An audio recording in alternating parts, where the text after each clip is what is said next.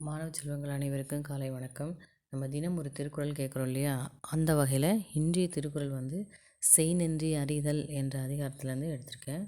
செய் நன்றி அறிதல் அப்படின்னு சொன்னாலே பிறர் செய்த உதவியை நாம் மறவாதிருத்தல்னு அர்த்தம். சரியா? அதை பற்றி வள்ளுவர் என்ன சொல்கிறான்னு பார்க்கலாம்.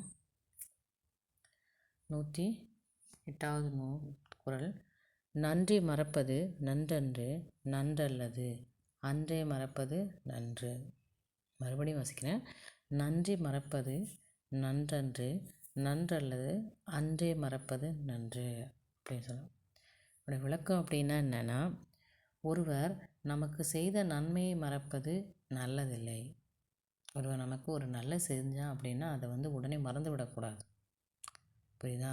அதை நாம் நினைவில் வைத்து கொள்ள வேண்டும். அவர் செய்த நன்றியை எப்போதுமே நினைத்து பார்க்க வேண்டும் அப்படின்னு சொல்கிறாங்க. அவர் தீமை செய்திருந்தால், அப்படி நன்மை செய்யாமல் அவர் தீமை செஞ்சிருந்தால் அதை மட்டும் அக்கணமே மறந்து விடுவது நல்லது. ஒருவர் நன்றி செய்தால் அதை உடனே மறந்து விடக்கூடாது.